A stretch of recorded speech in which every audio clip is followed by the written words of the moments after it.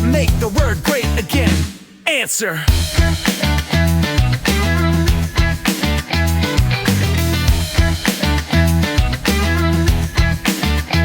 Go right with Peter Boykin, constitutionalist for liberty, bringing you the news that matters and do right.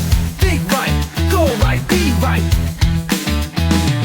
For America, let's make the world great again. Tune in to Go Right News. Let freedom begin.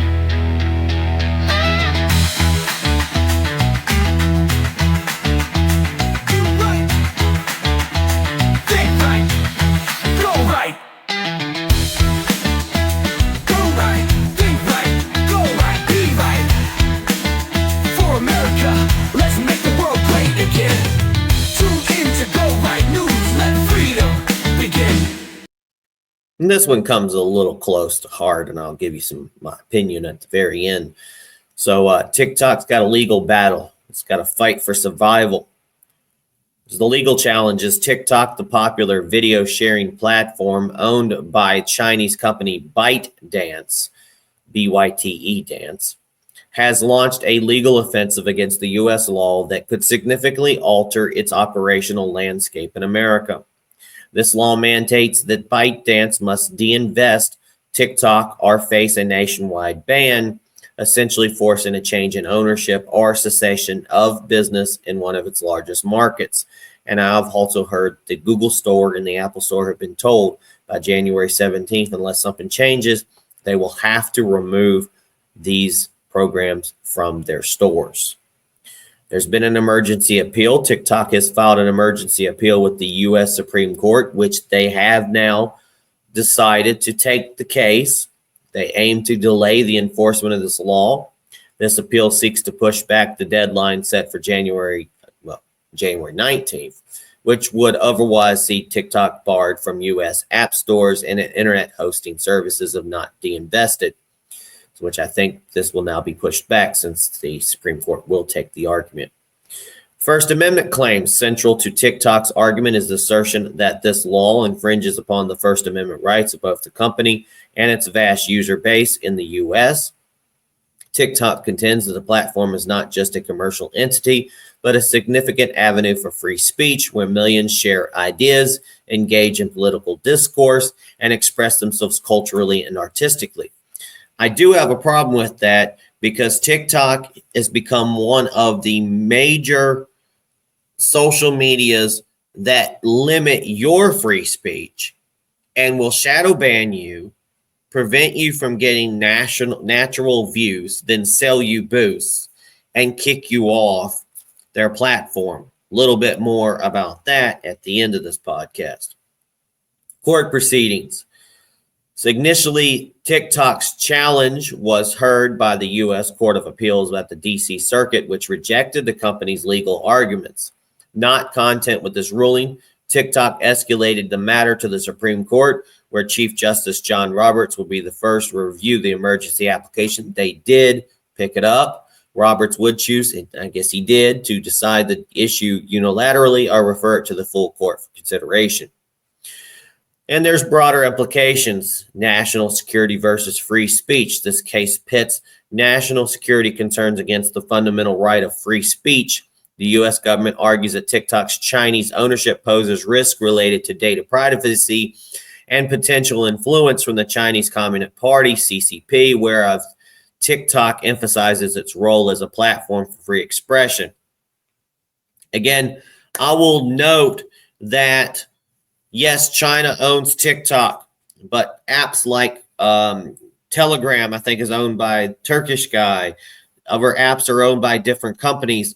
Do we specifically aim at supposedly enemies or so that own apps? Do we go after all the apps or just this one? Is just this a pick and choose? I am worried about government officials and people in the legislative who have decided to go after TikTok in particularly, who barely know social media themselves. Is it known that TikTok is very leftist in what they push out? Yes. Do they really confront the right-wing people and take them down a lot? Yes, they do. They are a problem, but maybe there's a different way to handle this. I'm not sure. The impact on users with over 170 million American users, the potential ban or forced sale of TikTok could disrupt a major channel for communication, commerce, and entertainment. Content creators on this platform also face the prospect of losing a significant source of income and a audience engagement. And this is a precedent for digital regulation. The outcome of this legal battle could set a precedent on how the U.S. handles foreign-owned tech entities, potentially affecting how other apps or platforms with international ownership are regulated. That's what I'm more worried about than anything. Meanwhile, the public and political discourse, censorship, and control. There's a growing narrative, particularly among conservative voices, that TikTok practices selective censorship, especially when content doesn't align with their certain political or social narratives. I completely agree with this. The personal antidote of an account with being banned for sharing well-researched information labeled as misinformation highlights this critique. Oh, yes, it does. Ownership concerns. The platform's Chinese origins fuel debates about data security, privacy, and the extent to which CCP might influence or access user data. This has led to calls from either strict regulations or outright ban you unless TikTok can prove it operates independently for Chinese state influence. I would also be worried about Chinese-made products, electronic products like phones. Could they be sharing our data? Calls for acquisition. The mention of Elon Musk potentially buying TikTok reflects a desire among some on the platform to be under American control, free of what is perceived as CCP manipulation, though this is more of an opinion than a current reality. So with the path forward, Supreme Court decision, should the Supreme Court grant an injunction, which I think they have, it would allow TikTok to continue operations while a full view of the First Amendment issues occurs, possibly influencing the administration's approach post-inauguration. Trump's stance. President-elect Donald Trump has shown mixed signals regarding TikTok, having previously attempted to ban the app, but later softened his stance by expressing a desire to save TikTok, and he's put videos on TikTok. His administration could play a pivotal role in how this law is enforced or potentially modified. Global implications. The outcome here could affect TikTok's operations worldwide, as other countries which watch closely to see how the world's leading economies handle digital sovereignty and security. And this legal battle is not just about TikTok's survival in the U.S. marketplace. It's a litmus test on how American balances has its commitment to free speech with its security concerns in an increasingly digital and interconnected world. And my final word about this, considering I just got one of my accounts banned off of TikTok, well, it seems TikTok doesn't like it when real information gets shared. I shared information about January 6th, researched information. I've had this account for over a year. It was pretty popular. And sometimes I had over 200,000 views on a video. But no matter how researched or valid the sources are, whether from right, left, or center, if TikTok decides to flag it, they'll slap misinformation labels on it and take you down, which is what they did. Because I posted about January 6th. And it was about informants in January 6th. My previous podcast was about this. And it was deemed true, not misinformation, reported by various media sources. Bottom line is TikTok is one of the most manipulated, shadow banning, and heavily controlled platforms out there. It's a clear sign of its CCP-based origins. And it looks like they finally banned me outright this time. Honestly, I hope someone like Elon Musk can step in and buy this app. Otherwise, pardon my French, but hashtag fuck TikTok. Let it burn. And if you don't believe me, here's a couple of videos about the TikTok banning.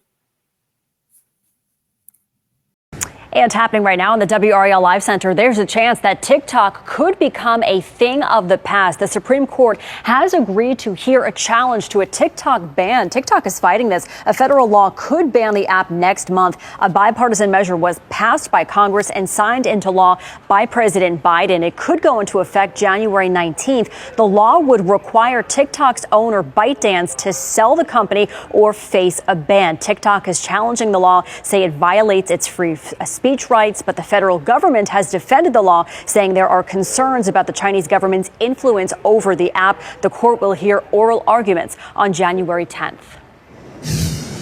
Okay, now to the latest on TikTok. Its future is in limbo, with the U.S. set to ban the popular social media app next month. But today, we are learning there may be a last shot to keep it alive. So let's go and bring in our business and tech reporter, Scott Budman. And Scott, this is going all the way to the Supreme Court. Yeah, Audrey, it was interesting. As this went through various courts, the threat was there. We may actually have an app, a social media company, in front of the Supreme Court. And that seems to be, at least for the time being, given that the deadline is January 19th, the last chance for TikTok. And they are scheduled to have their lawyers give the arguments in front of the High Court on January 10th, 9 days before the deadline to sell. Yeah, Scott, meanwhile, President-elect Trump just met with the TikTok CEO. We don't know what they discussed. So could all of this not even maybe need to go to the Supreme Court? I think it will need to go to the Supreme Court for a few reasons. For one thing, President-elect Trump doesn't take office until January 20th, the day after the sale has to take place. And so there's nothing he can really do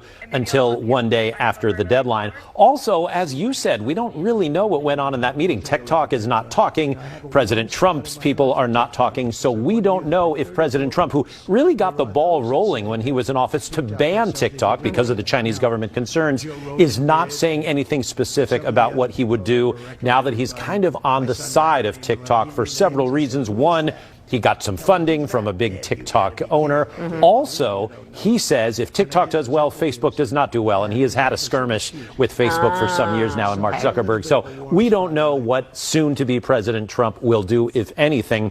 But we do know that TikTok is going to take its free speech argument that has lost so far along the way and try it in front of the High Court, the Supreme Court. Okay, you mentioned Facebook really quick. What would this mean for social media apps like Facebook, Instagram? It could mean a windfall. TikTok has something like 170 million users. It's hugely popular. It makes a ton of money. Imagine if all of those people, really of all ages, had to migrate to another social media site. Instagram would do well, YouTube, perhaps X, Facebook. There are just so many possibilities. We have seen, even over the last few months, as TikTok has been kind of in the government crosshairs, stock prices in Meta and in Snapchat go up because they are thinking this could be a windfall of users and perhaps money and ad revenue that comes if TikTok indeed shuts down in America. It's almost hard to imagine there not being a TikTok around, even though it's been a fairly short period of time that we've had TikTok. It's just so popular. But the threat and the concern that our data is being taken in by the Chinese government is big enough to really unite both sides of an otherwise divided country. And that's why you have this showdown. So the new date is not just January 19th, which is the cutoff date. It's now January 10th, when we will hear what TikTok's lawyers have to say in front of the Supreme Court. Ooh, and that's very close. It really is. This is all happening on a very, very short timeline. And again, the deadline is still ahead of when soon-to-be President Trump would take office. Okay, we will see. We'll follow it up for you. All right, Scott, thanks so much. You bet.